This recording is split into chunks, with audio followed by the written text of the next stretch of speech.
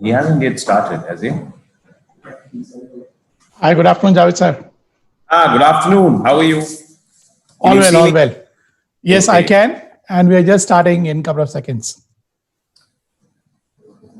Can I see what my own screen looks like?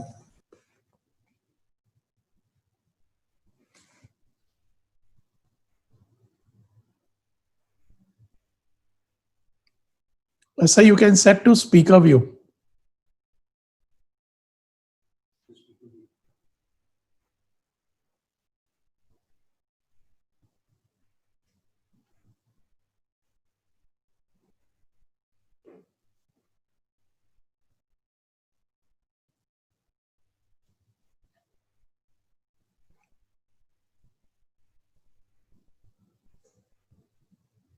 Can you see the poster, sir?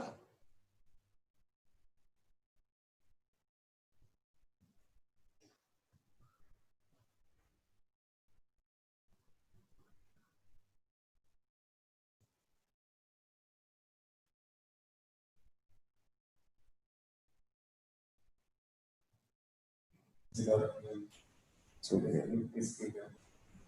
questions are. Okay.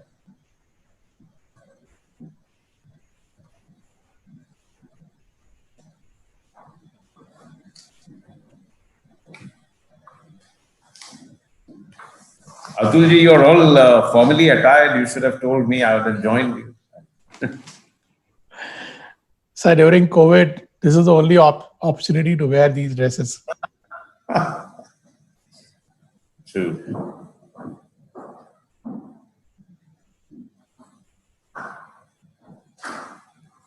Okay, we're ready? Good to go.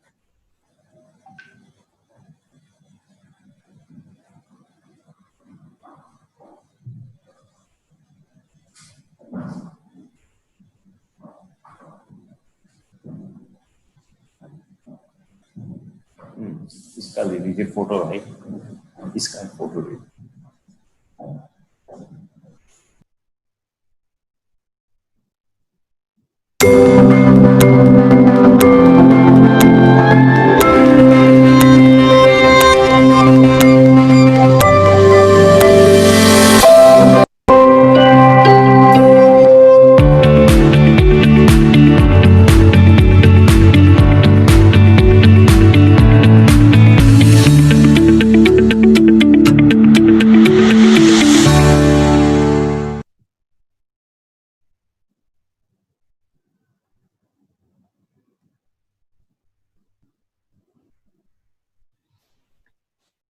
A very good evening to everyone. I am Samiksha Basri, a grade 9 student from the Global Indian International School, Singapore. It gives me great pleasure in welcoming all of you to this webinar of our very popular GIIS Leadership Lecture Series with none other than our very esteemed guest, His Excellency Mr. Javed Ashraf, High Commissioner of India to the Republic of Singapore. Before making Singapore his country of residence, Mr. Ashraf was part of the Indian Foreign Service and has represented the Indian government in various designations across the globe. As Joint Secretary in the Prime Minister's office, he was a trusted voice on foreign policy and national security. Over the last 5 years, His Excellency has overseen many successful programs between Singapore and India, strengthening the relations between the two countries.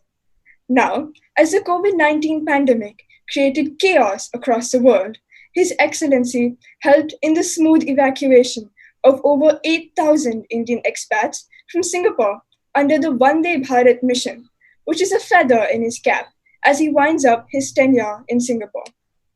Mr. Ashraf is here to share with us his thoughts and experiences on engaging with Indian expatriates in Singapore during COVID 19. A very warm welcome to the GIIS LLS webinar, Your Excellency. We look forward to a great evening of exchanging ideas with you. Today's GIIS Leadership Lecture Series webinar will begin with His Excellency speaking to the audience. This will be followed by a panel discussion with our student panelists who will take center stage with pertinent questions for Mr. Ashraf. Audience questions will be taken up in the Q&A section after the panel discussion. We request you to post your questions relevant to the topic of today's discussion in the Q&A section of the webinar. Our online panelists will select a few questions which will be posed to His Excellency thereafter. This session is being broadcast live on Facebook and YouTube as well. So, without further ado, I invite His Excellency Mr. Javed Ashraf to share his thoughts with us. Thank you. Thank you, Samiksha. Thank you for that introduction and for setting the ball rolling. Atulji, and to the entire GIIS team, students and parents who would have joined in today. My greetings to you on a Thursday evening. It's unusual. It's very usual now actually to meet in this setting. I'm used to coming to GIIS on a number of occasions, interacting with faculty, with leadership, students and parents in diverse contexts and different settings. But this is a great opportunity, as before I leave, to have another chance to speak to you. My association with GIIS is, of course, as long as I've been here, which has been about 3.5 years. Right in the beginning, from the time the campus was quite close to where we are here in the heart of the town, to this extraordinary, smart, and a really well-designed campus now in Congo, which is always a treat to visit, where sometimes the technology can be very intimidating for people like us, but I'm sure it is setting the tone for the young leaders of tomorrow. But it is really a sort of a benchmark in design of a school. It is not just a place of great technological innovation and inputs. It always also has great aesthetic character. It designed in a way to encourage engagement, let a lot of light in, also provide a lot of circulation space. So it is both very open and at the same time very intimate.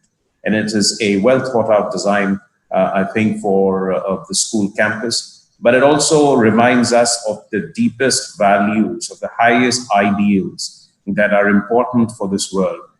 Because when you step into the school, you have the opportunity to see the statue of Mahatma Gandhi. And when you step inside the building, then you see the Gandhi Learning Center, which is actually quite exquisite because it is both Spartan as well as very informative. And I don't know of many schools, even in India, that have a dedicated Gandhi Learning Center. And so it's a school which I have been very struck by the vision of Atulji, and also by the speed and quality of execution, because it's one thing to have a vision, quite another thing to be able to execute that vision and put it into action. So it's a curriculum that I think promotes academic excellence, at the same time social empathy, a sense of community service, teamwork, interest in sports, cultivating art and culture, and a deep belief in sustainability. Sustainability, I've participated in quite a few events centered around greening the city, around planting trees, around technological innovation that are designed for sustainability practices. So it is all these inputs that are very important, very critical for building the leadership of tomorrow. Because we are entering a world in which you will not only need a high degree of academic excellence, but also a tremendous spirit of innovation and an awareness of technology. Because we're really entering an age where technological changes are accelerating. It's a kind of a change that happens once in a century, once in 3 centuries actually. Not since the Industrial Revolution are we in such a transformative phase of human history. It is also essential in a world of great diversity and now growing concerns about identities, about nationalism and hyper-nationalism, about us versus them, about new fault lines. for young leaders to grow up with a sense of social empathy, a sense of inclusion, the ability to embrace diversity and to speak for oneness of mankind. And at the same time, we are also in a world where the perils of our planet, that our planet faces, is quite visible. We see almost on a regular basis the fury of natural disasters, of extreme weather conditions, of the devastations caused by climate change. All of these things are therefore challenges that the leaders of tomorrow will face. And I think the school is doing a great job in building up the leadership of tomorrow, not just in terms of making them fit for great professional careers. So it's always been a great pleasure to interact with the students. They've been part of many events of ours through these 3.5 years, whether it was that mega Pravasi Bharatiya Divas or in 2018 January, where they ran a nice students' corner with great enthusiasm and some very sharp questions to the speakers, probably sharper than the speakers faced in the main hall. They were there for the Prime Minister's visit, which was in June 2018. And we've seen them, of course, at the mega business and innovation event last September. This GIIS, GNIS, and GIS. And of course, I have to remember that the two students who were the compeers at the very solemn ceremony to unveil the plaque of Mahatma Gandhi at Clifford Pier during the visit of Prime Minister Shri Narendra Modi and in the presence of ESM Goh Chok Tong. GIS and GIS have also been great partners for us in everything that we have done. But more than what they have done with us, I think I really value the contribution that the Global India Foundation and the Global GIS has made to the Singapore society. At different times, I've seen them participate in community activities that are contributing to make Singapore a better place. And that's truly an important and invaluable contribution. In a sense, invisibly so, they are becoming part of a Singaporean society, integrated deeply into the fabric of this nation. It is also something which I would also like to take a moment to thank Atulji because of the manner in which he has always come forward, not just because of GIS, which has, for example, trained hundreds of thousands of talent in the realm of art and culture and other areas of performing arts, but also in terms of social contribution. And this brings me to the point about the pandemic that we've all gone through for the past, it's really just been, 5 months since the first case of pandemic was confirmed in Singapore on January 23rd. This has been a moment, and since then we watched how the Indian community has reacted to it. Before I get into that, I'd like to say a word of compliments and appreciation for the manner in which Singapore government has handled this pandemic. We all have to recognize that at each stage during this 5-month period, we've all felt comfortable, confident, and reassured that we would be safe and that the government would be transparent and clear in the manner in which it would share information about the actual situation. We have seen for a moment a degree of concern arising first out of returning Singaporeans and permanent residents in the middle of March, which led to some spike in the cases.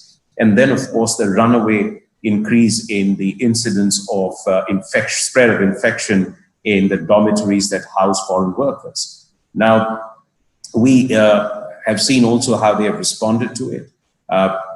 Proactively, aggressively, and in a very transparent manner to contain the spread of the infection in the dormitories, which house nearly over 320,000 people. So they have been very proactive in testing, in tracing, in isolating the workers who were sick, separating those who were healthy and taking them into safer temporary accommodation, and in the manner in which they have responded to the welfare requirements and the social, psychological, and the emotional challenges that workers faced when they were put in a lockdown condition in their dormitories, where they were not allowed to go to work or to step outside the dormitories, and in many cases outside their rooms. And so the government made sure that they were getting paid their salaries through their employers. They got the meal that they wanted. They each had a care package which gave them a thermometer, masks, and sanitizers. There was free medical facilities at each of those dormitories. And there was also very detailed thinking that went into some of those initiatives. For example, they distributed over 200,000 free SIM cards to those workers that didn't have access to Wi-Fi. They enhanced and made Wi-Fi free where Wi-Fi was available. And they even gave them free access to hundreds of television channels, which they could watch during their period of confinement. Now, they even had messages from Rajnikant and Kamala Hassan and Sachin Tendulkar and Shankar Mahadevan, icons who send very special messages to the workers who were in the dormitories. I interacted with them, I spoke to them, I went to the dorm, and so they have done extremely well. The workers were very happy. And today, as we have come out of the circuit breaker, we see the situation is stable. We see that in the community spread is almost non-existent. Their incidence of infections is almost non-existent now. It's very negligible. But we also see that it has come down to a pretty stable level within the dormitories as well. So it's something that it isn't just the government, it has been the whole of community, the whole of society effort. Because when you look at a crisis, it is not one entity, just the state actors that can help you deal with the challenges. It requires a whole of society approach in which every sector has to contribute. And each of us as individuals have to make a contribution. When we observe the disciplines of safe distancing, of staying in our homes, not going to crowded places, taking on the responsibilities for our own behavior, then each of us becomes a frontline warrior in the fight against pandemic. In the Indian community, the Indian expatriate, of course, has also made an enormous contribution in the course of this period. First of all, as you all are aware, that we've the largest number of cases of infected Indians outside India is in Singapore, and that is because they are workers living in dormitories. So we've had about 15,000 cases here in Singapore. 96% of those are in the dormitories. And that's 35% of all cases in Singapore. And that's a really large number. So we are grateful to the Singapore government and to the community for their response in dealing with the pandemic, especially for the workers. The community has stood up also. I know Atulji's made an enormous contribution, financial, and by getting his team, by getting his students to stand behind this effort, to be there, not just in terms of financial contribution, but to devote their time and thought to supporting the pandemic response. We've got some fascinating examples of community organizations, of Indian associations who have raised resources, who have mobilized resources for workers who've been laid off, those who have cooked for them.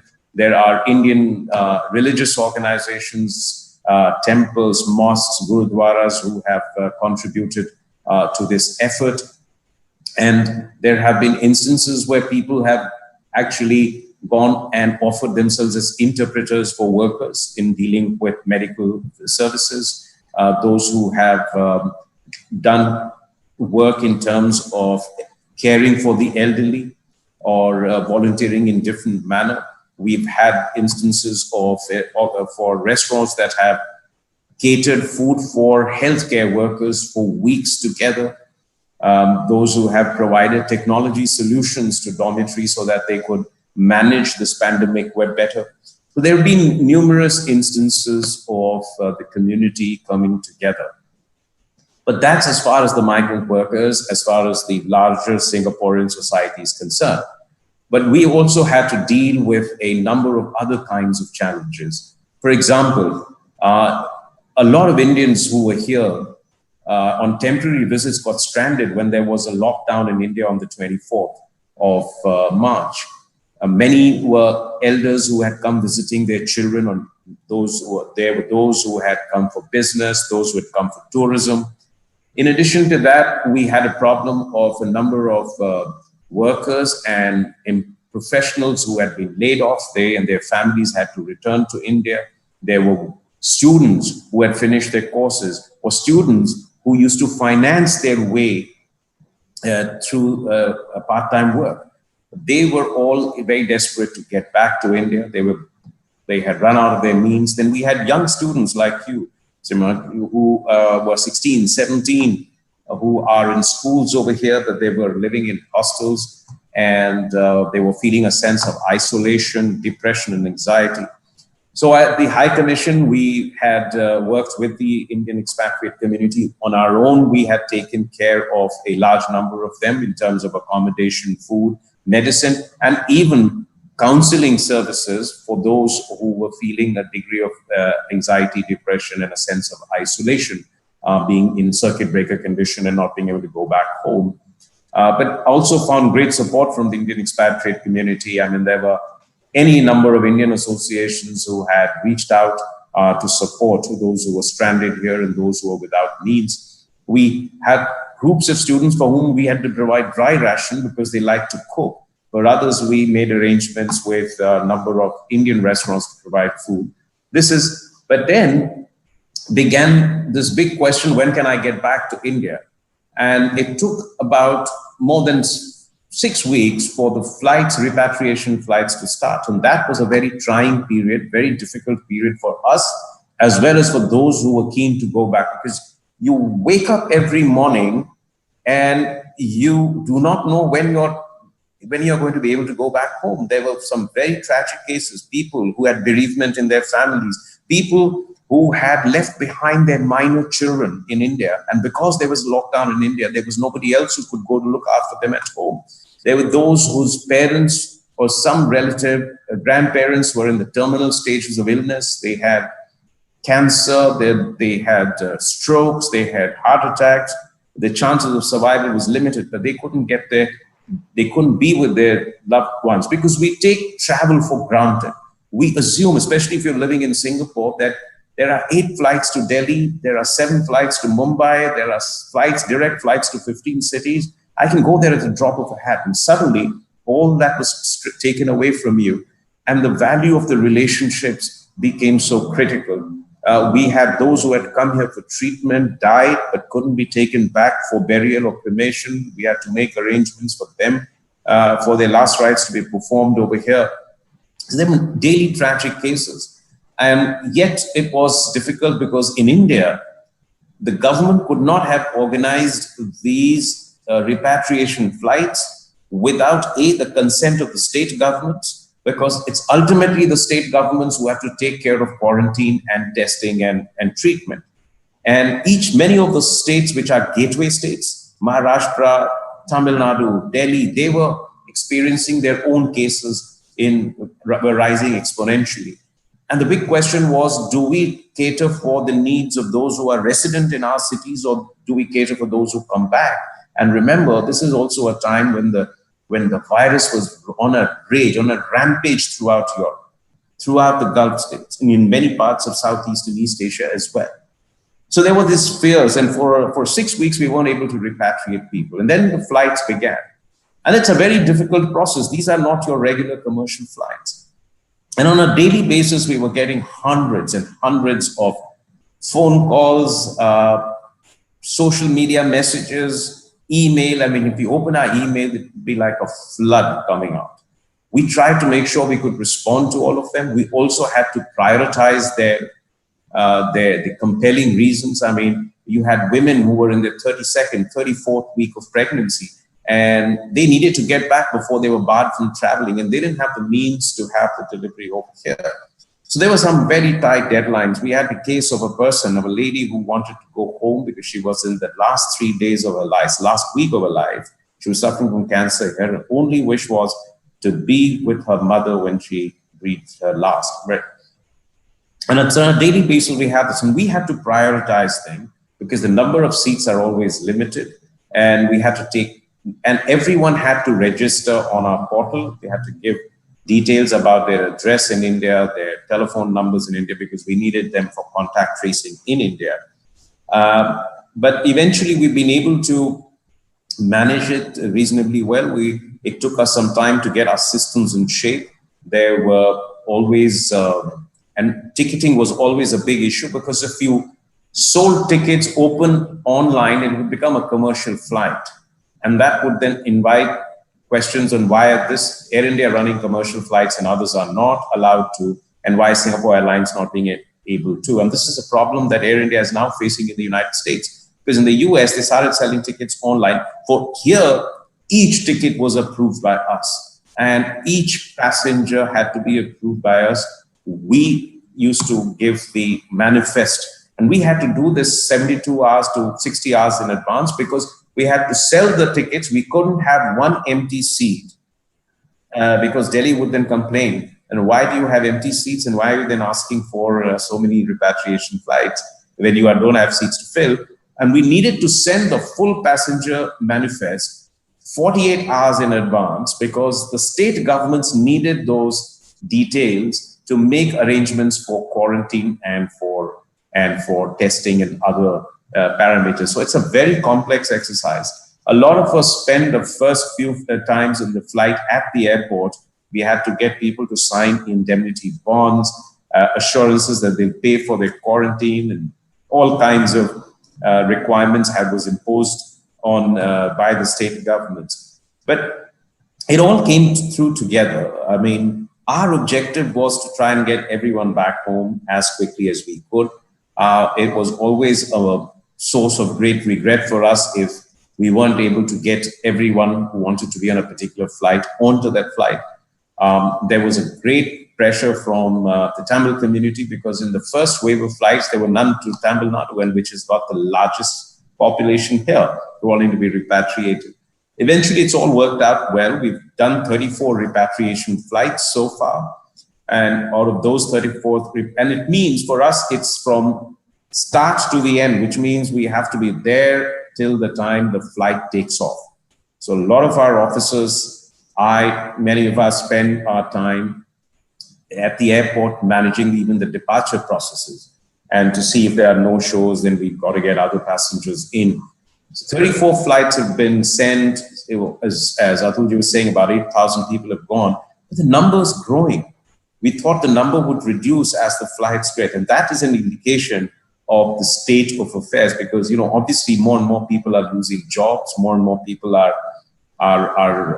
facing difficult circumstances and would like them to go back home. And we hope that in the month of July, we will have a much larger number of flights operating out of here, and we should clear the backlog by the end of July. So this has been an extraordinary period. We've tried to stay in touch with our community. And I'd say this, that, the way the community has worked here, both for Singapore and for the expatriates and for the larger Indian community that comprises those who have been here for generations, is in indications, a symbol of how they have been over here. As I have always said, this has to be, and I've traveled around the world, the most talented, accomplished, connected, and responsible diaspora I have seen anywhere. In terms of professional capacities, capabilities, and talent, they're second to none in the world, not even to those who are in Silicon Valley or in New York and London. In terms of their commitment to the community here, and in terms of their sense of togetherness, and above all, their sense of connection to their roots in India is just extraordinary. That gives us a great deal of strength and energy in all that we have achieved over the past 3.5 years. There has been, obviously, as I've been going around meeting Prime Minister, President, Deputy Prime Minister, senior ministers, and all the cabinet ministers in the course of the last few weeks and days. They have all said how much the relationship has improved in the course of 3.5 years, how much has the High Commission done here in terms of visibility, in terms of activities, and which all of them remember to be on an unprecedented scale. They have spoken about how much we have engaged the community at the grassroots level, which is something that they deeply appreciate. But none of this would have been possible. None of this would have been possible without the involvement and support of the community, the diaspora. When I came here and I interacted with people, I found that gave us the strength, because the Indian expatriate community is excelling in every field. You look at business, commerce, trade, finance, public life, legal profession, non-government organization, social service. You look at even academia in terms of education, research and development, in art and culture, in every aspect of public life, human life, business life.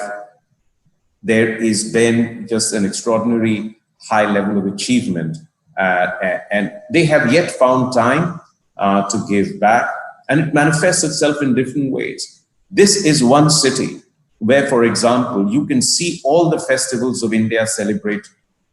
You can live in Delhi, but you will not be able to see the festivals of South India so clearly.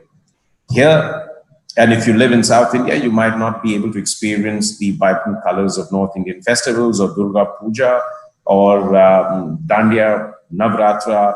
So everything from all parts of India is celebrated here. It's a tribute to this country that it has nurtured an environment in which everyone can be both Singaporean and at the same time be part of their own culture and celebrate it in ways which they would like to.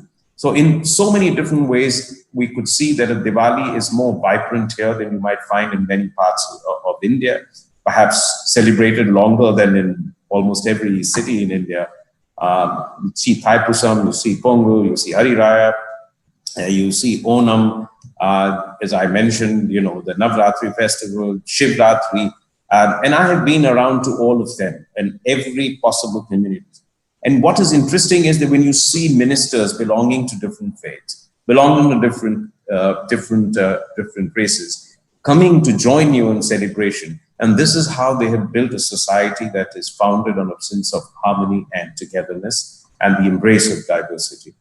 So this is also a city which has a cultural calendar which could easily match any of the major Indian cities. I mean, this is no exaggeration to say that. If you see from January till the end, some of them are because of this great talent in the diaspora, some of their event managers who have brought the best of best from India over here. Then there are religious organizations that anchor. Then there are festivals which leads to great cultural events. And throughout the year, you will see something major happen. And that's, again, a level of involvement from the community which makes this possible. Similarly, this is a city where, you know, the spark of the startup community, the spark of innovation, the spark of technology is really coming from the young minds from India. These are young kids who've got, I will give you an example that I just experienced. There is a young fellow who has made a device which costs us $18, which measures 4 parameters which are critical for COVID, which measures body temperature, heart rate, SpO2, and fatigue levels. And it is synced to your phone, and it sends the data into a central monitoring system. So, engineered in Bangalore, manufactured in China, and launched in Singapore. I mean, this is again an example of what young Indian talent can do. And I came across many examples, and many of you in GIS will grow to break these new horizons, create something new, and in a very fertile environment. So I think much of what we have achieved in these, and there have been so many highlights we could have spoken about, but all of you are aware of them.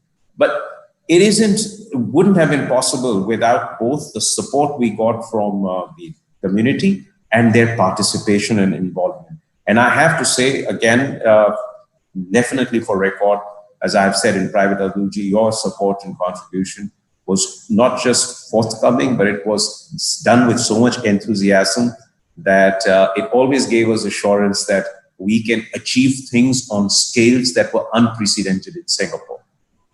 And we were able to do it.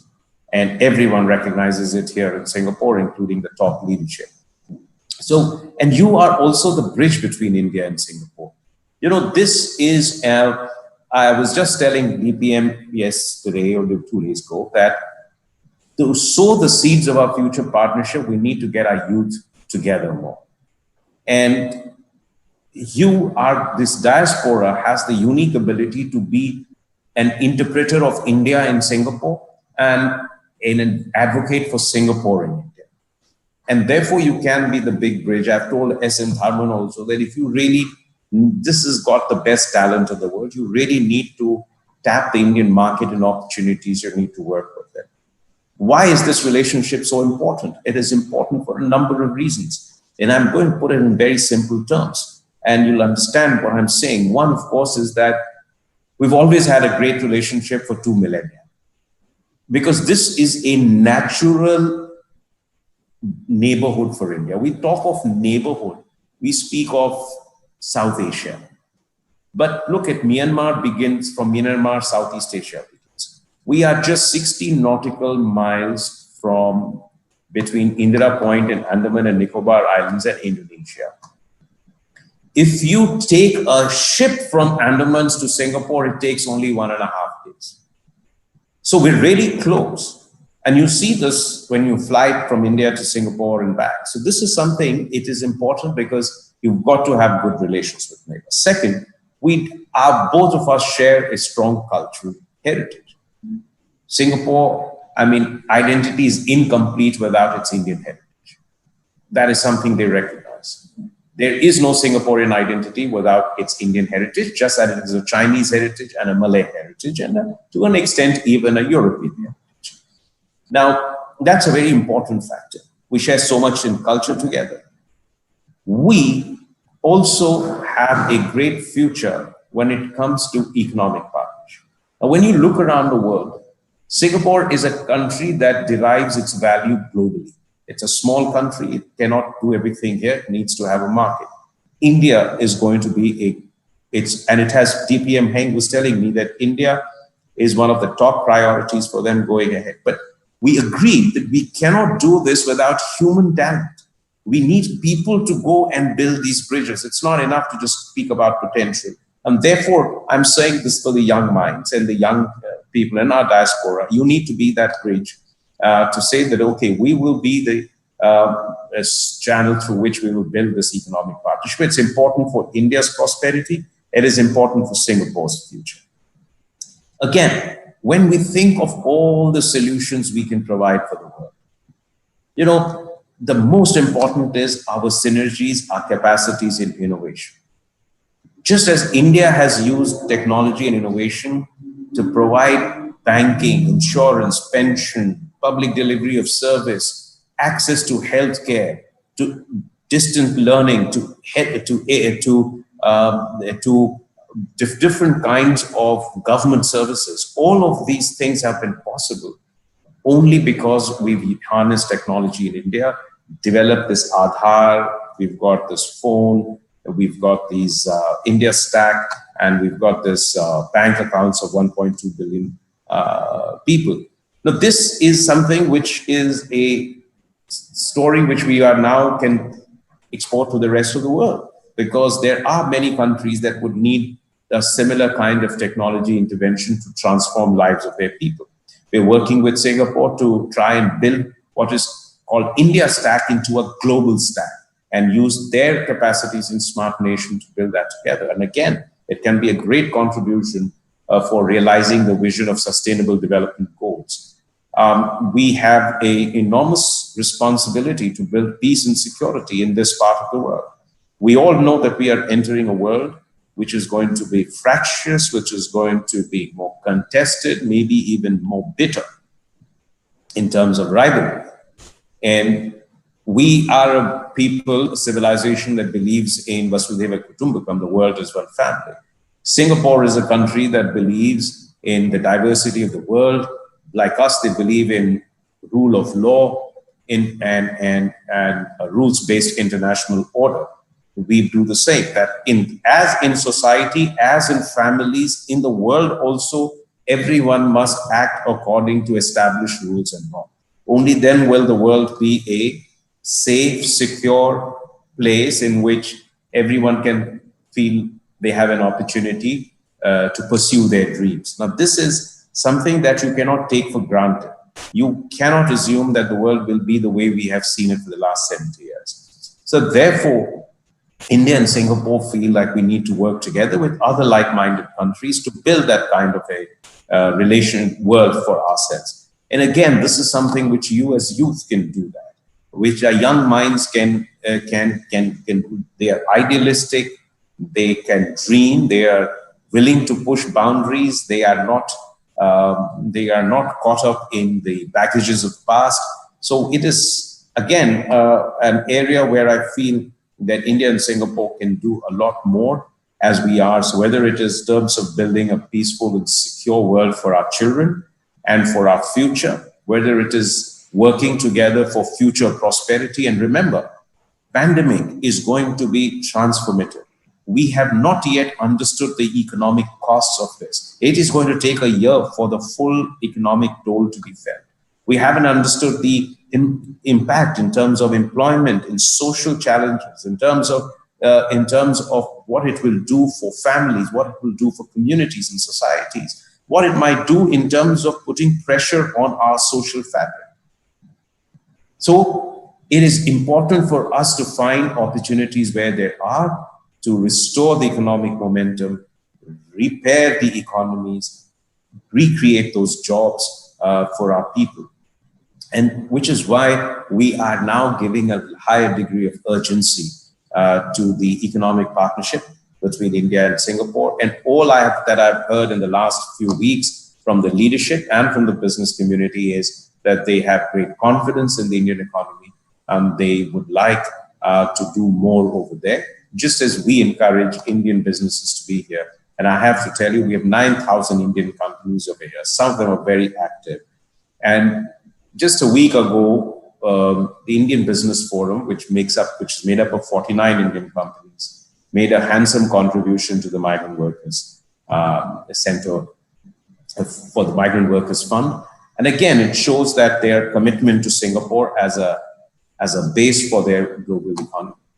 So I'd like to say this, that the future for this partnership is great. We do not have disputes. We do not have contests. We do not have doubts and hesitation. We only have goodwill and warmth and trust in this and mutual respect in this relationship. We are a country, India, that does not believe in a small country or a large country. We believe that all countries, irrespective of size, are equal and sovereign, are free, and that is the level of respect with which we must deal with each other, which we do with India and Singapore. So I think that, as we go forward, particularly I'd like GIIS to continue its great mission and the work that it is doing, continue to focus on community, continue to focus on innovation, continue to focus on sustainability, besides academic and sporting excellence. You have to prepare the leaders for tomorrow. And for the Indian community, I'd like to say that it is extremely important for us to, first of all, feel like we are part of Singapore, that this isn't just a place where we've come to work and make money and have fun, with our dreams in India. Yes, they may be, but while we are here, we must feel we are part of Singapore. We must integrate with the larger Singaporean community. We must integrate across the old Indian diaspora and the new expat community. Because that is how we will, because diversity is in our DNA. We Indians are used to hearing multiple languages at the same time, living with different traditions and customs. It's natural to us. We grow up like this. And so it's very important to find ways in which we feel like we're part of the Singaporean community, find time to contribute to society, because most of us who are here are relatively well off. We are doing well on the strength of our talent and enterprise and hard work. And this is therefore important for all of us to then give back and integrate deeply with the local community. And for the kids, I would say, for the young minds, continue being part of a great future through your continuing pursuit of innovation, pursuit of building a more sustainable planet and a more beautiful world around us. All the best to you. GIS, I know, has its wings spread across a large part of the region. So we look forward to opportunities for future interaction and to seeing you scale greater heights in the years to come. Thank you. Thank you very much. Thank you, Your Excellency. That was a very informative and inspiring talk. I speak for the entire audience here when I say that it has enhanced our knowledge and encouraged many of us to do more. We will now begin our panel discussion. Today, we have 4 panelists with us: Aditya Dongre, Shamita Suresh Kumar, Kavish Shetty, and Rupal MS. I invite Aditya to start the conversation. Good evening, sir. I am Aditya Dongre of Class 9 IGCSE. It is always a pleasure to have you in our midst. We have all heard your views and ideas on COVID-19. There are many valid points and ideas that we can take from it. As you are aware, many nations have entered the second phase of lockdown, which means rules have been relaxed, businesses have reopened, and the public has been allowed to intermingle. But this has caused worry of a possible resurgence of the virus, with many experts warning of a second wave. You said that society as a whole has to contribute and each of us has to become a frontline warrior in the fight against the pandemic. So, what can the student community do to create awareness in the community about safety measures during phase 2? Oh, that's a tough question. So, now, first of all, let me say this. Yes, I mean, there is always a big challenge for anyone to make a decision between how much to open and when.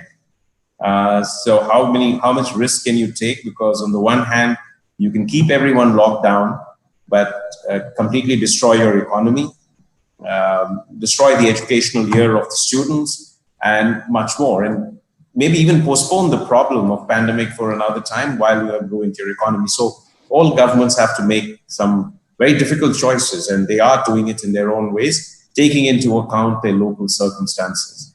Now we're here in Singapore and everywhere else. People are opening up. It's a really refreshing sign. But the risk of pandemic, of a second wave remains, and everyone talks about it. Prime Minister Lee said that in his speech about that it's a tricky and a difficult disease, tricky and difficult. What I would say the students can do is, first of all, they themselves have to observe every instruction on safe distancing, hygiene, and other social measures in school and at home and on their way from school to home and back. I know many of you miss hanging out with your friends or just going out to play sports together. But remember that it's far more important to be able to stave off, to keep off the disease than to go out, play for one day and then fall sick and make others sick as well. So you bear a responsibility not just to yourself and to your family, but to all the other students who study with you. So I know your sports are disrupted, your classes are disrupted, your social engagements are disrupted. But you need to be resilient, you need to be strong, you need to be patient and persevere in this effort till a vaccine is found, or we can say with safety that we will not be affected by the virus. Fortunately, your generation is so good at social media that you probably can at least interact with them and stay emotionally connected. It is never a substitute for physical, but that's what you must do. Second, you must continue to advise even your parents, your other relatives and people in your community that please wear a mask when you step out.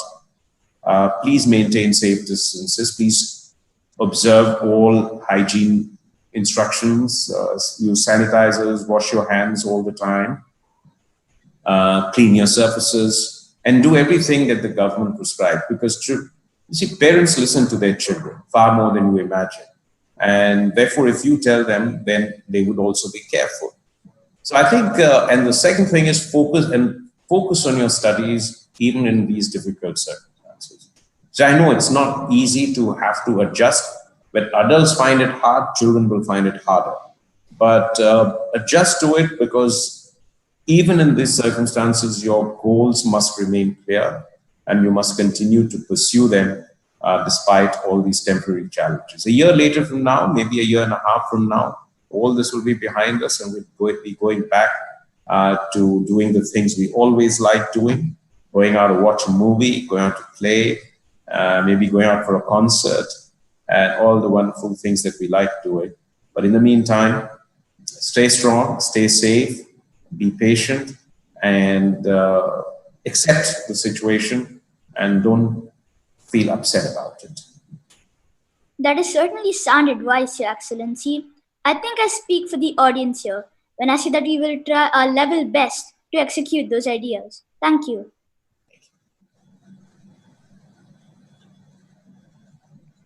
Hello, sir. I'm Shamita Suresh Kumar. I'm a first year student of IB. I agree with you when you said the sense of us versus them is pronounced in this era, and we need social empathy even more. COVID-19 has had an adverse impact on various segments of our society. The hardest hit among them were the lower strata of the society, comprising migrant workers. Many were quarantined, which affected their livelihood. You observed that they faced social, economical, and mental challenges as a result. In the past, students and teachers posted a lot of videos to boost the morale of this community and to reach out to them to show them they're not alone. I'm sure the High Commission of India also did a lot to engage with them and reassure them in every way. Going forward, is there a way students and teachers can work with the High Commission to help out migrant workers?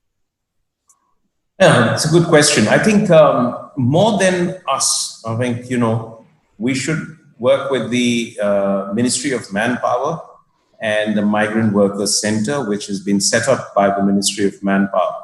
Now, why do I say this? I say this because, as you see, the migrant workers living in dormitories include workers from not just India, but also from Bangladesh, Myanmar, China, Vietnam, and other countries.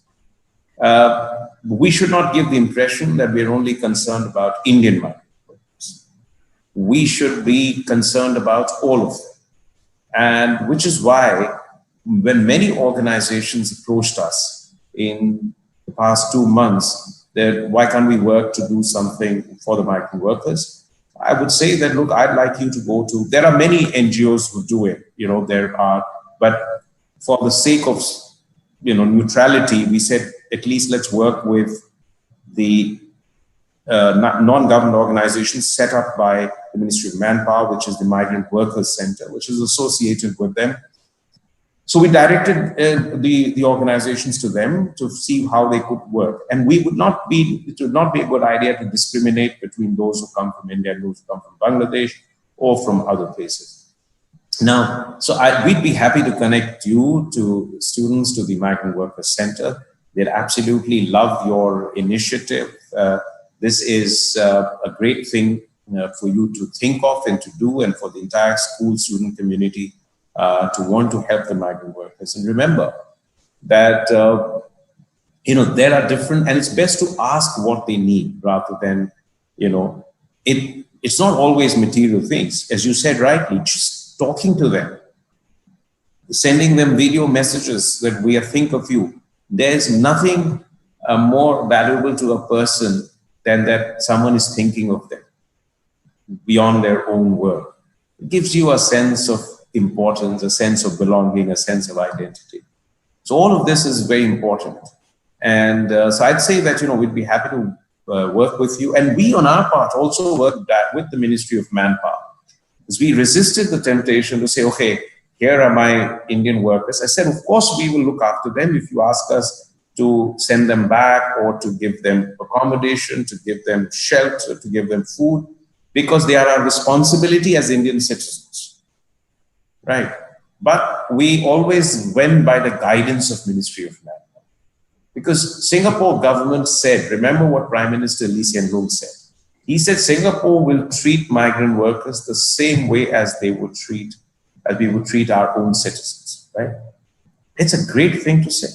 How many countries would you find the head of the government saying, I would treat foreign workers who are living in my country the same way as I would treat my own citizens, right? So the Singapore government wanted to be in the forefront. We didn't want to give them the impression we don't trust you and we'll do our own thing. And we also try to work with them without distinction between Indian and other workers. We had an equally strong message for workers from the others, and they appreciated it.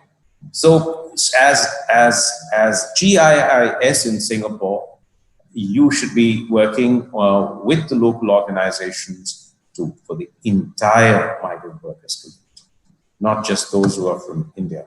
We all have our empathy with those who are from our country, that inculcate here the value that we belong to the entire society. Thank you, sir, for your valuable suggestions. These small deeds of kindness will certainly uplift the morale of these people during these trying times. Exactly. No, and I'm glad you're all doing so much for them. So it's really, really very, very heartwarming to hear this.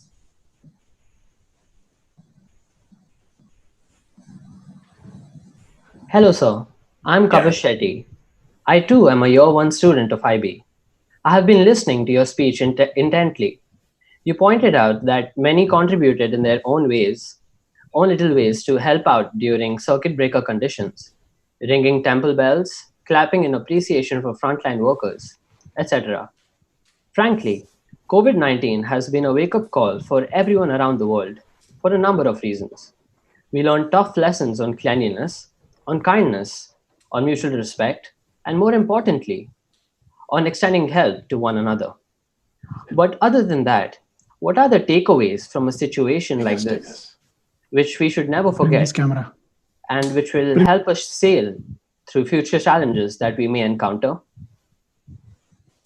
It's a very, very good question, very thoughtful question.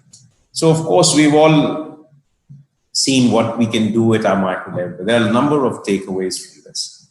Let me go it step by step. One, of course, is at the national level. We do all need to make or work towards a more equitable society.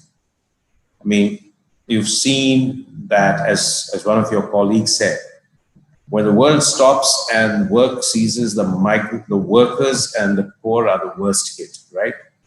And we've seen that across the world. So we have to pursue a world that is more equitable, more just, and more inclusive, and where there are opportunities for everyone. Second, we have to have human beings at the center of our development. It is not enough to pursue growth. We say, okay, let's have an 8% growth or a 7% growth or a 10% growth. But we see, what does it mean for human beings? What does it mean for my people in terms of their lives? You can have a statistical growth rate of 8% in which 10% of the population grow at 20% and the rest of the population see incomes growing at 2% or something. And then you'll still have a good average of 7-8%. So how do you make human beings, bring human beings at the center of our development objectives? Third is the absolute importance of taking care of the basics: healthcare, education, sanitation, right? Cleanliness, hygiene conditions, habitat. These are the ingredients that build resilience in society. See, Singapore has had a mortality rate of 0.1%, maybe the lowest in the world. But yet it has, one of the oldest populations. So how has that been possible? that it has so low mortality rate? Because of the conditions it has created, right? Then at the national level and at the community level, we have to make sure that we are prepared for pandemics, for disasters of any kind. You can have natural disasters which can be just as severe. So what is our response system? What is our mechanism? See, Singapore drew the right lessons from SARS. And therefore it was better prepared. At the international level also, there is a lot of things that the world needs to do. The one takeaway from here is that there was absence of global leadership. You didn't see anyone taking the lead and saying, this is a global problem and we need a global solution to this. Each country fell back on itself for me and myself. That doesn't help. It is the absence of leadership. It is the absence of collective action, which actually makes the problem worse. I mean, countries were holding on to their medical supplies. Countries were shutting down borders at short notices. There was very little information exchange initially. There was very little exchanges and support in terms of medical supplies and coordinated response. It slowly started picking up. And when it did, you could see what a difference it was making. Third, the takeaway is that the world still has to get back to focusing on sustainable development goals. And there is a need for much greater multilateral coordination and cooperation between countries to achieve a level of resilience in this world. When I say resilience, it means that if you had this pandemic and if there was, let's say, a global chain of distribution centers which had the masks, ventilators, which had medical supplies, which could be distributed to all the affected areas quickly, run by WHO as an international organization in which every country, rich and poor, had contributed, we might have had better responses. Finally, in terms of financials. Now, you've seen Singapore is a rich country. It has been wise. It had built up a big reserve of funds. So it could dip into those reserves and do something with it. I mean, provide support for families, workers, businesses. Now, majority of the countries are poor. And they don't have the resources to respond to this. So how does the world community come together to take care of those who are not so well endowed? Why do I say it's important? Because none of us is safe until all of us are safe. So if the infection is controlled in your country, but it is still spreading and uncontrolled in, say, country X, it can come back into your country. It will come back. Because how long are you going to keep flights, banned? At some point, you'll have to allow people to travel back and forth. So it's very important. It has shown us that human beings can say what they want in terms of achievement. They've been defeated or been challenged by an invisible foe, which is as ancient as the beginning of this world. For all our progress, we have been unable to deal with a virus which is essentially primordial or ancient. And it's a problem that has existed for centuries. And we seem today as incapable of dealing with it as we were hundreds of years ago. Maybe our mortality rate is low, but the world came to a stop. So it's important to focus on what is the nature of development? What do we mean by progress? How is it that in the 21st century, when we at the cutting edge of technology, when we have wired up the entire world, we're unable to deal with an invisible foe? So a lot of thinking has to go into the direction, and every crisis is an opportunity to reshape our thinking and reshape the direction of this world and our own societies. I think this is the biggest takeaway. Thank you, sir. That was a remarkable answer. Good evening, sir. I'm Rupal MS of Class 9 IGCSE. We heard many touching stories from you on the situation of the people stranded in Singapore. I'm sure there were many more cases in other countries like India. It must have been a difficult situation for authorities to keep objectivity and yet not lose their human touch in such scenarios. Your Excellency, the expat community of every country has a duty towards their adopted home country to make a gainful contribution to that society. I would like you to guide us students on how we can make meaningful contributions to the country we live in our capacity as students or as part of the future workforce. Great. I think it's a very important and a very good thought that you have. You're all living in Singapore. Many of your parents came here. Maybe some of you were born here. Some of you came here after when you were young, when you were maybe infants, and have lived here for a few or several years in Singapore. This is your home for the time being. It may become your permanent home. Some of you will acquire the citizenship. Some of you will remain permanent residents. And some of you might even go back to other places or move on to go back to India or move on to other countries for education or for work. For the time being, you are here in Singapore.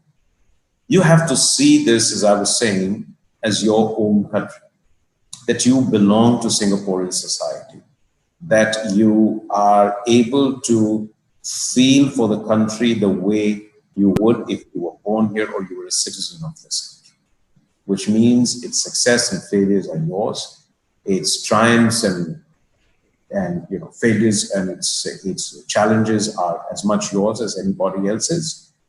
And you have to constantly think of what is it that I can do to make it a better place, to make it continue on the path of progress. Now, many things, one of course we've spoken already about, is that in whatever way you can, find time to go beyond your school to make community contributions, serve the community, whether it is the spending time with the elderly or teaching skills to some of those who are unskilled, working on sustainability projects, taking care, sometimes spending free time in the home for elderly or home for the sick. There are different ways you can work in your community centers, wherever you live, participate in cultural activities, go to the Lunar New Year festivities or Mid-Autumn Festival or to Hari Raya or to to Hanukkah, to Christmas, wish your people. You must feel the way they feel at that point of time. So build up a culture of living in harmony, in embracing the diversity, treating everyone else equally as your own without any distinction. That's a very important part of being Singaporean. Then you have to see how you can continue to participate in activities over here. There are numerous occasions where I've seen GIIS students participate in community activities not related to your school curricula. And that's a very good sign. Participate in the debates on what's good and what's not good for the country, what the future should be. Use it. Shouldn't say, "Oh, it's not, I'm just here," or "It's not my country." It is, of course, your country. So. If you have ideas, you want to speak to your, political leadership, go and say, "This is what we think should happen," as though you were speaking about your own, country. In times of crisis, step outside and with your friends, like in pandemic, or if there is a natural disaster, a flood. Step out of your comfort zone and try and contribute to making things better. And eventually think of a future where you say, okay, what is it that I do, whether it is in innovation, public service, whether it is in professional career, in arts and pursuit of arts and culture. Always do this not just with the purpose of what I'm doing for myself, but how does it help make my community better, as means your surroundings, and how does it make the country better?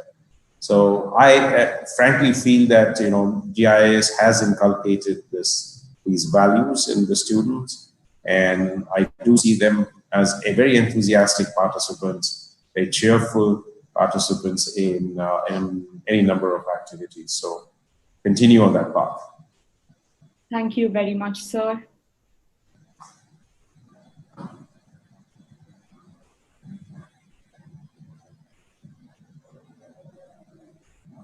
Anybody else?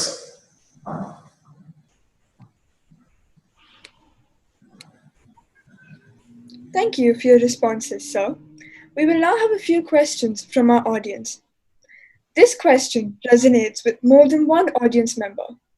Navin Katie and Vaibhav Shri Kumar are parents of GIIS students who would like to know, many parents and children have been stranded in different cities due to lockdowns as a result of COVID. This includes many members of GIIS parent community and staff. Traveling has stopped and work permits are being delayed. What words of assurance and help do you have for them? Yeah, I know this is a serious problem. They've had a lot of people who went to India and were unable to return. They were, except if you were a Singaporean citizen or permanent resident. Those who were on employment pass, long-term visit pass, dependent pass, all kinds of alphabet soups were unable to return. And it separated families, it disrupted work, it impeded students from attending classes. See, after being very lax initially, Singapore realized that this is an area of vulnerability. Once Singaporeans and PR started returning, they realized they're all bringing back the infection with them. So they became very strict. We did try to work with the MOM to see if we could address some of those cases. We took it up, number of cases, and they told us where they would find some really serious issues such as disruption and separation of family, or it involved minor children who were separated from their parents, or the education was getting seriously disrupted. Then they would make exceptions, and they did. And there were those whom we were able to help. In some cases, they were not responsive. But I believe the conditions are improving. Ever since Singapore lifted the circuit breaker and feels more confident, I'm finding that the repatriation flights which are coming from India, they're not coming empty. There are a lot of Indians who are returning on those. One of the flights actually came full from Chennai. There were 160 people who came, just as many as who were going back. And these were all people who MOM had approved for return to Singapore. So I'm confident that I think things will ease up for those who are still there, but already I find the pressure on us is less. So I hope that is reassuring to people. But if there are some really serious cases, I've always said we will try to help, but we can't guarantee success because ultimately a foreign government will make its own decision. Thank you, sir. So, audience member Rajan Garg from Delhi says, we have been listening to how circumstances were difficult for many people out there.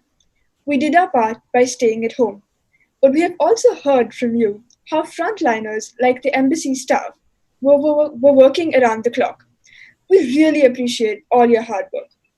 But you spoke about human capital building a bridge between different countries. What can we do going forward and in our own little way to bring humanity back on track economically and emotionally? Is volunteering a good way to do so? Yeah, I mean, I think first of all, you need to, it's a very, very thoughtful thing, and thank you for your appreciation. First you live those values in your own life. Sense of integrity, sense of ethics, sense of selfless service to people, sense of justice. That's very important, that whatever you do it with sense of fairness and justice. Have a sense of empathy, compassion, and kindness in your heart always.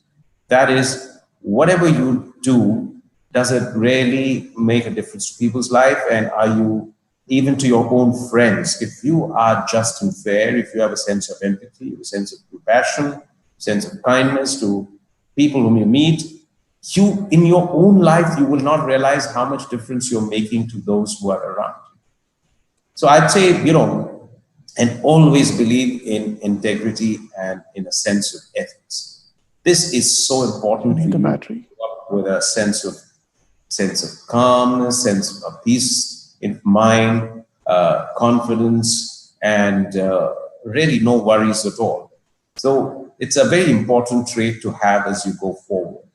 And there are always times that then you might be tempted to take shortcuts. You'll be tempted to, you know, not necessarily do everything by the rule book, but resist those temptations.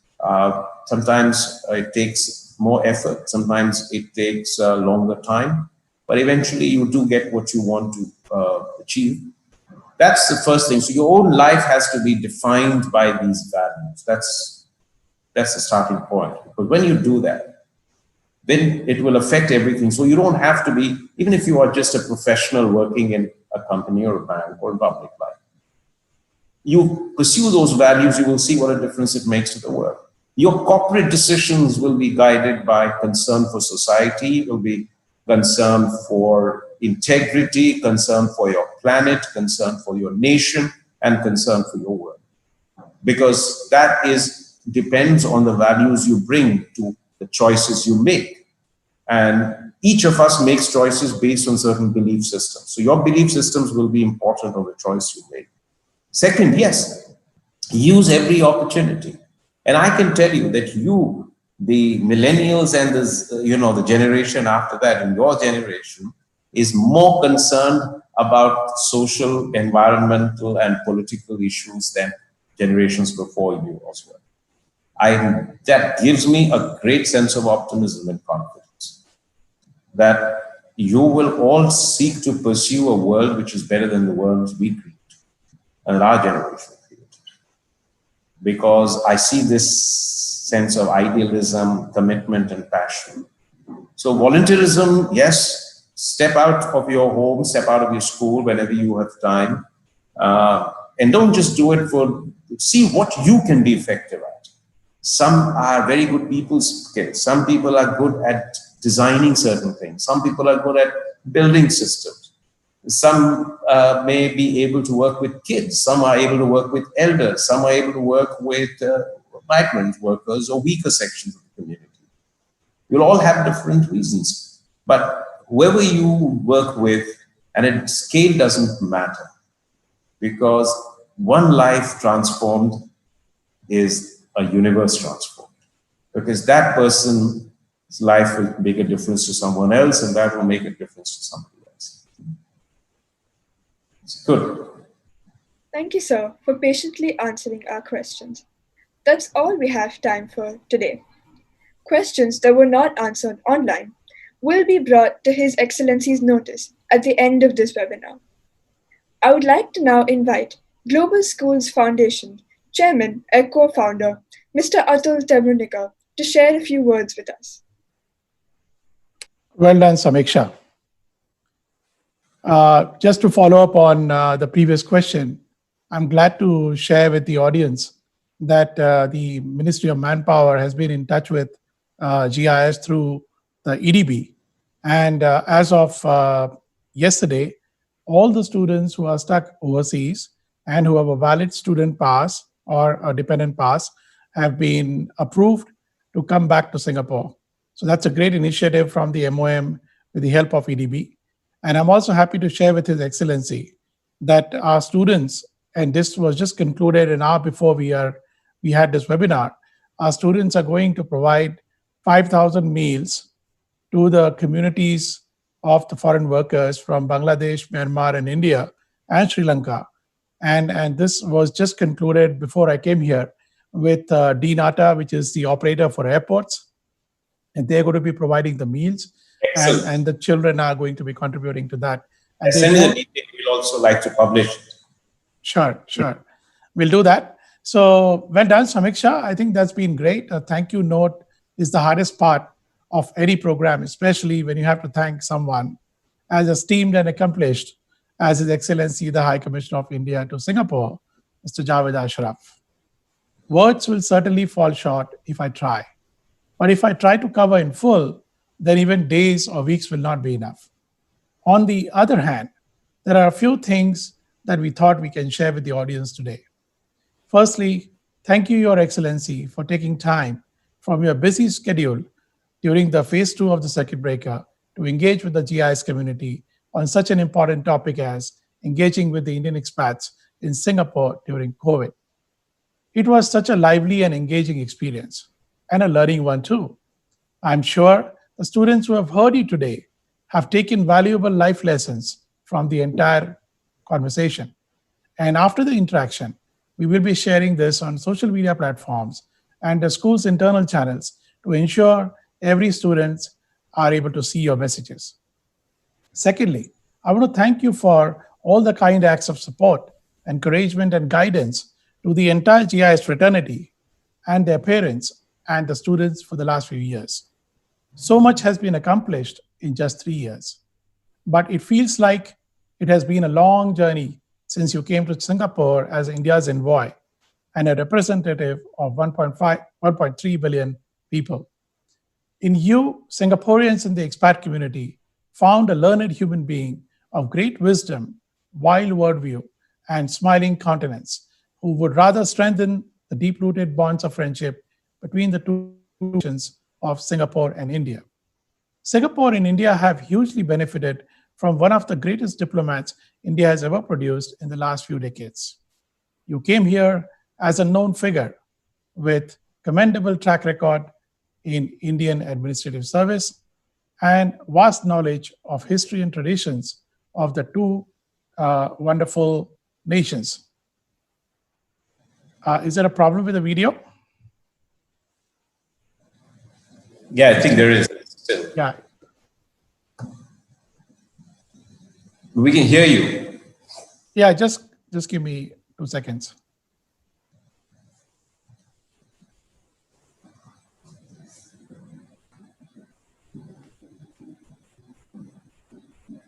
So just give a few seconds for them to resolve. Vishal, can you get me?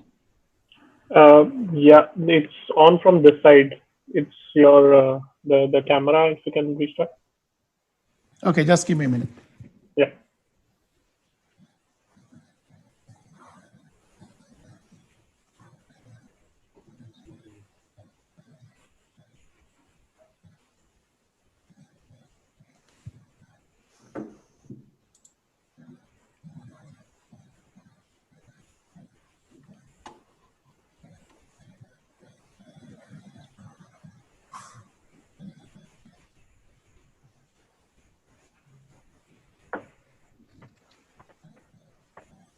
Yeah, you're back on.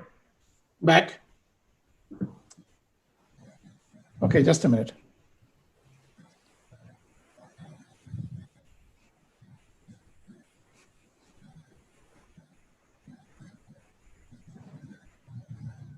Sorry, there was just some PC hanging.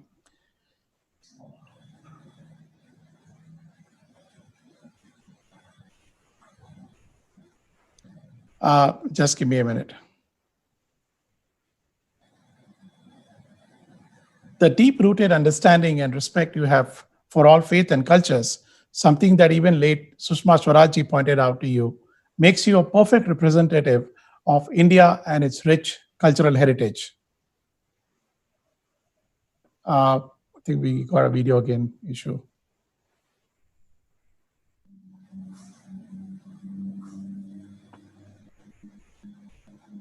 It's on. The video is fine. I still see a blank. Vishal, can you see it?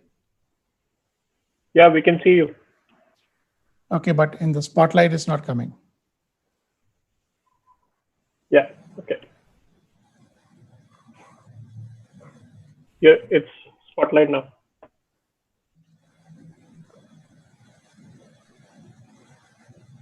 I think in the broadcast is not coming. Okay, just give us, Excellency, just give us 5 seconds.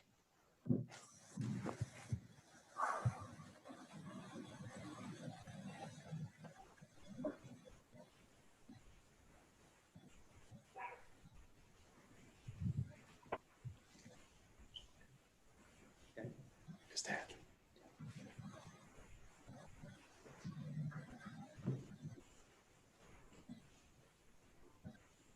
Vishal, you okay, right? Yeah. Okay, just give me a minute.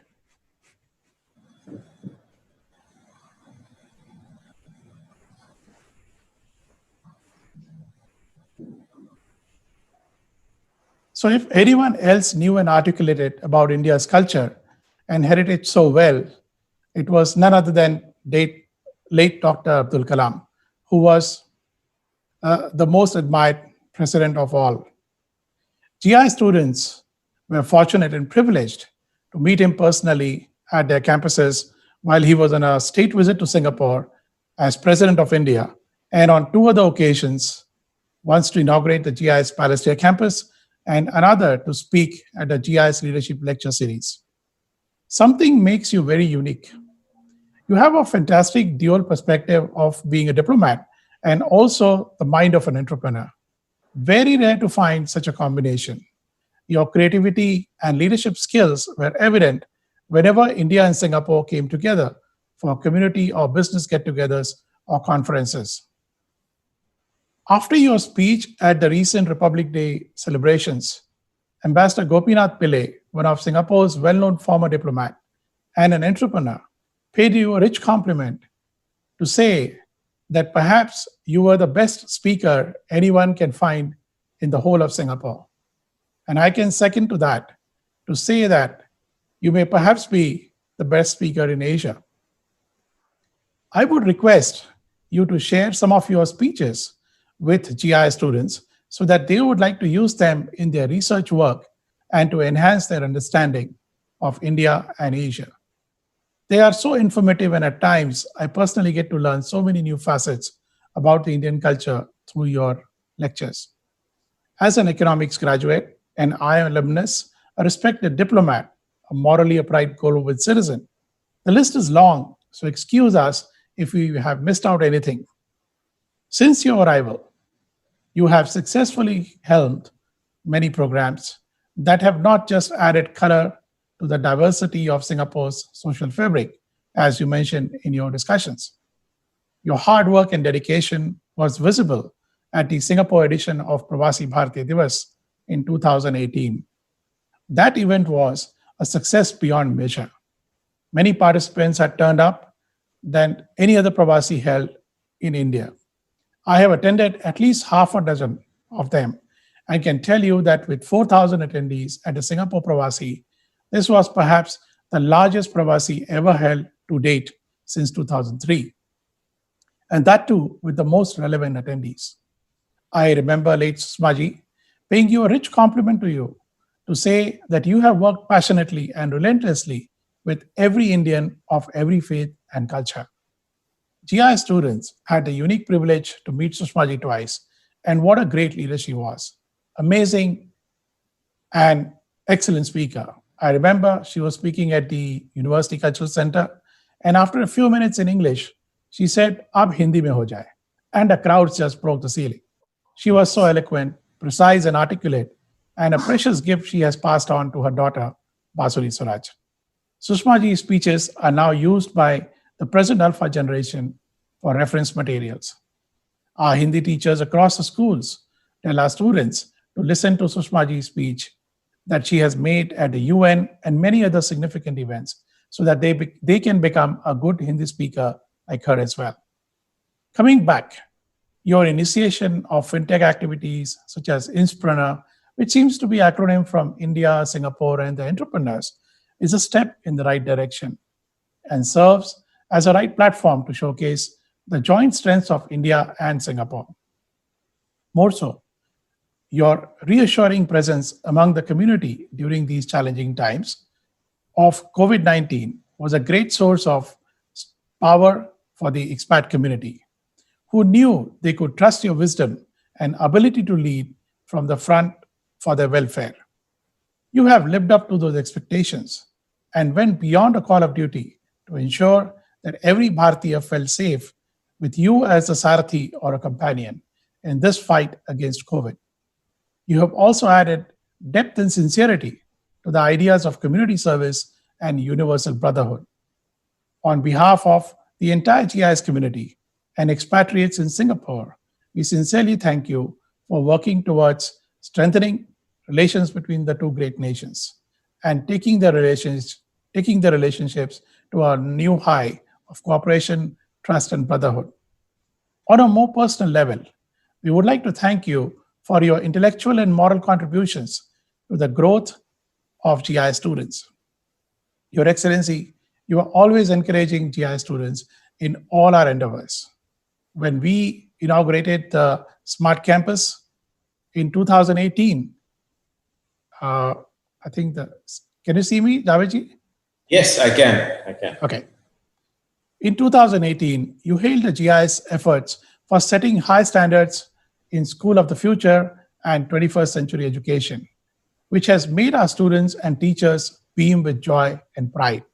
Your appreciation for the Mahatma Gandhi Center at GIS was evident when you mentioned about it at all forums, and how the Gandhi Center was a symbol of harmony, and how the statue of Gandhi is a great inspiration for our young children to follow Gandhian principles of peace and harmony. The Indian community here was deeply touched by the mention of our very own Gandhi Center at GIS by none other than PM Lee during his speech at the Gandhi celebrations event by India on the sidelines of UNGA, or United Nations General Assembly.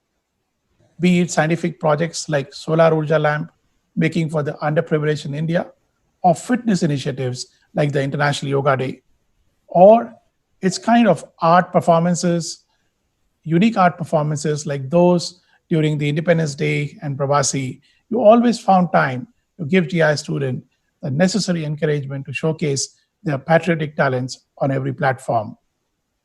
Your support during the Inspreneur Conference 2019 was highlighted by the none other than the Maharashtra government and has been a big boost to the students' morale.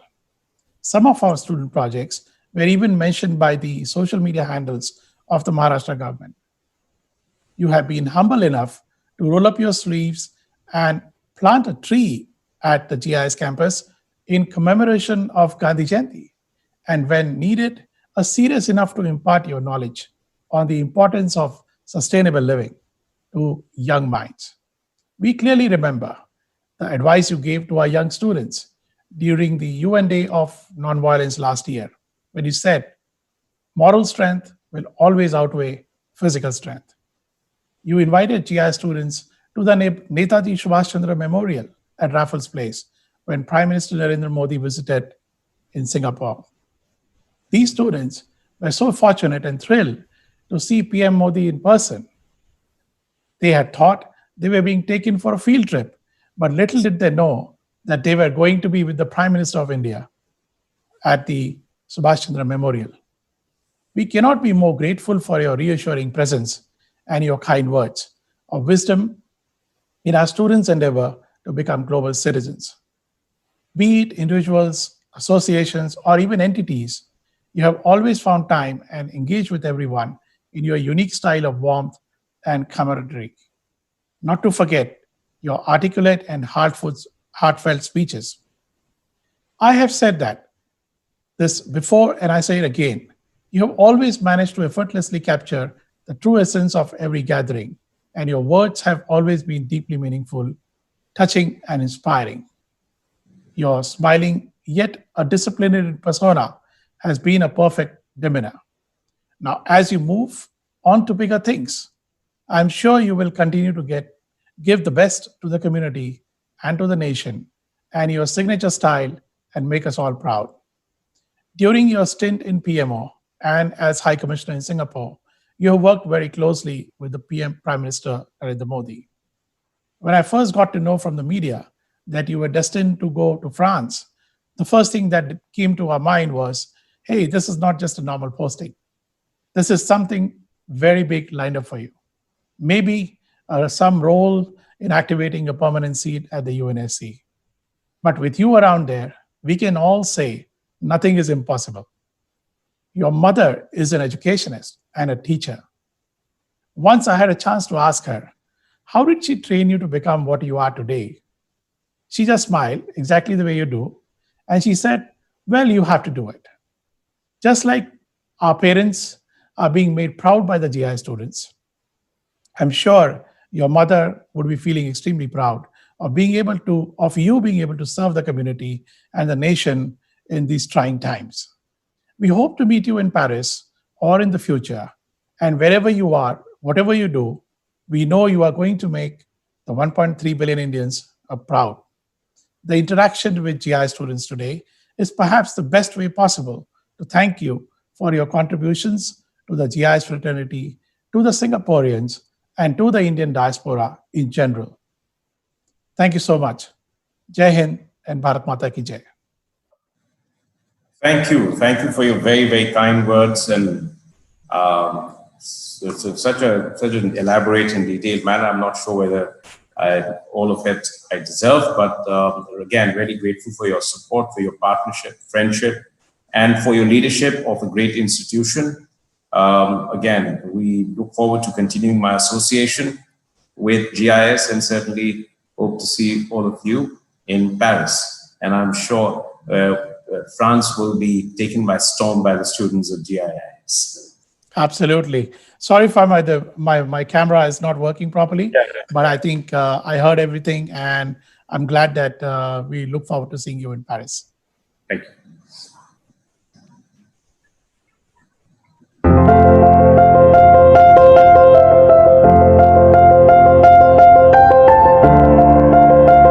Came in here, I wanted to roll back my years and be in a position to study in a campus like this. So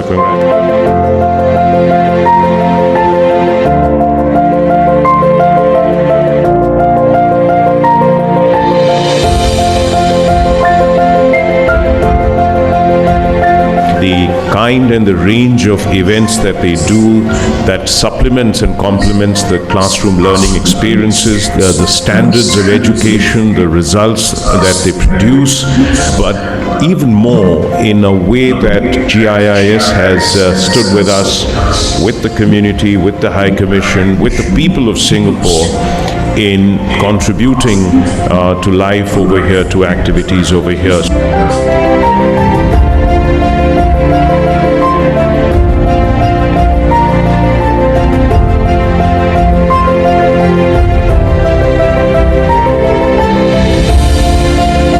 What I really liked about the school is the Gandhi Center here, a center which can be a source of great learning and inspiration for young children to follow Gandhian values.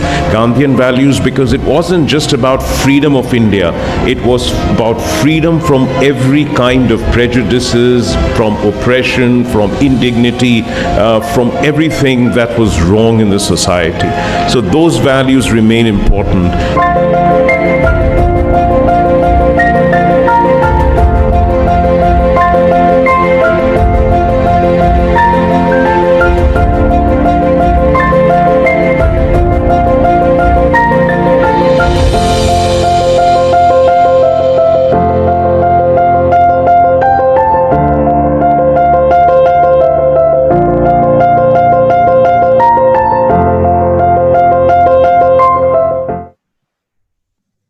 That's a wonderful. Thank you so much. Thank you so much. It's just, I will send you the video, sir. Yeah, so much talent in the school. Some of them are going to become filmmakers, I'm sure, and great ones at that. Thank you. With this, we have come to the end of the webinar. On behalf of GIIS, I would like to thank His Excellency, Mr. Javed Ashraf, for taking time off his busy schedule to talk to us and inspire us. I'm certain that everyone present here has a lot to take away from his speech. I take this opportunity to thank the GIIS management for making this event a great success. I would also like to thank the enthusiastic panel of students who had volunteered to make this session enlightening and educational. Lastly, I would like to thank the audience for being very cooperative and interactive throughout the session. It was wonderful to have you all here. Thank you once again, and have a great evening ahead. Just one small last thing. I forgot to mention about this. This is a beautiful orchid plant that we have grown at home. And on behalf of GIS, we would like to present this orchid plant as a token of appreciation for you. Thank you, Javed ji. Thank you very much. Thanks a lot. We'll send to your house. Thank you. Thank you so much. Samiksha, excellent conduct of this panel discussion. You're really mature and did a great job. Also to all the panelists, very good questions. I think each of you asked some very thoughtful, incisive questions, and those are exactly the questions we need answers to, and for you to shape the world in those values. Thank you. Thank you, Ambassador. Thank you so much. Talk to you again. Thank you. All the best. Look forward to hearing great things about GIS in the future as well. And as I said, waiting to see you take Paris by storm. All right. Thank you. Thank you. All the best, sir.